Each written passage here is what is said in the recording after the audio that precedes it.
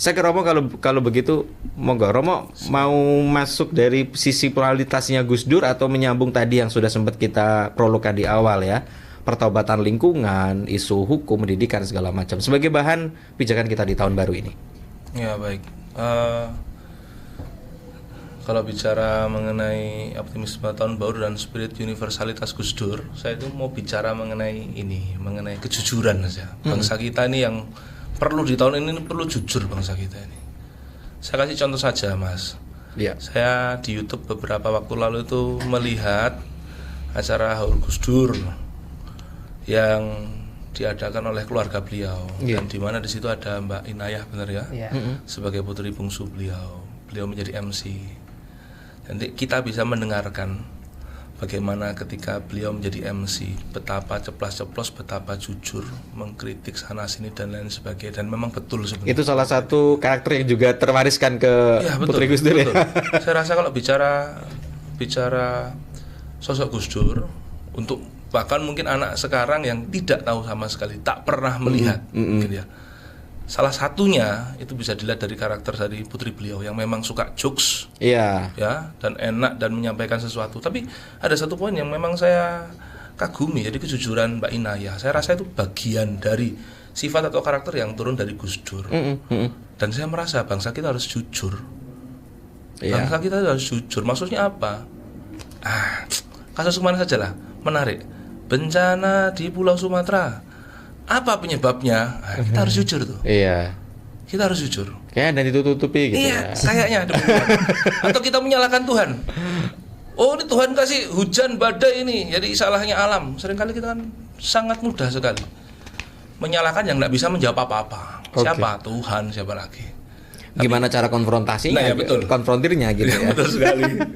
Maka saya merasa itu, Mas Yusron. Kejujuran. Kejujuran dalam banyak hal lah. Itu satu contoh saja. Tapi sebagai bangsa kita harus, ya itu tadi, kita harus jujur. Menarik. Kalau Mas atau Romo tadi berbicara kejujuran, tadi sempat kita diskusikan juga ya sebelum kita dialog gitu. Yang tadi saya juga menyinggung ya karakter manusia Indonesia yang pernah diteliti oleh budayawan dan juga jurnalis senior Mukhtar Lubis ya. Dari sekian itu kan indikatornya kan, kemudian konklusinya ya tidak jujur tadi.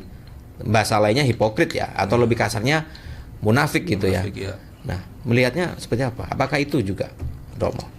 Ya, kita itu, saya juga tidak tahu ya bagaimana, apakah kalau disebut sebagai karakter bangsa ini kok ya rasanya kita ini menolak ya. Tetapi kok seringkali kita faktanya begitu. Faktanya demikian. Tetapi sederhana saja sebenarnya jujur itu. Yakni ketika kalau memang jelek kita harus terima. Maka mari kita perbaiki. Kita seringkali kan tidak mau dinilai jelek. Nah, defense ya. Iya, defense. Jelek-jelek aja enggak apa-apa.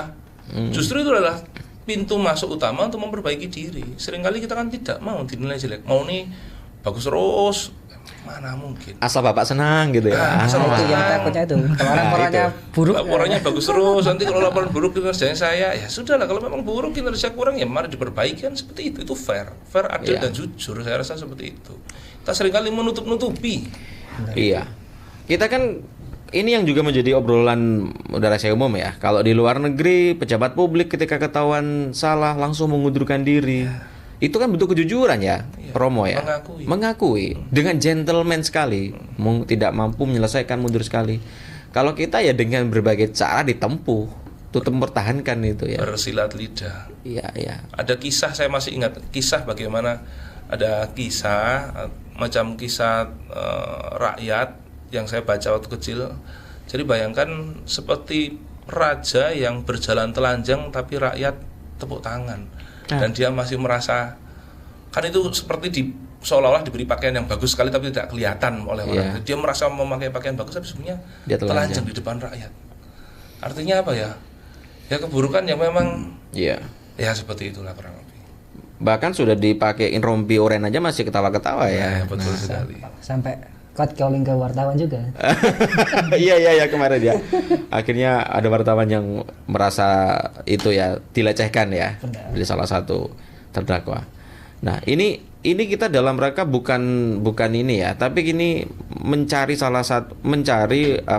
refleksi diri ya. Apa yang kemudian harus kita benahi untuk kita perbaiki di tahun yang akan datang. Karena permasalahan bangsa juga permasalahan kita, karena kita bagian dari elemen bangsa kan. Kita mulai dari yang paling kecil. Kalau kita tidak mulai dari diri kita, siapa? Pemerintah gitu. Ya pemerintah hanya penyelenggara negara ya.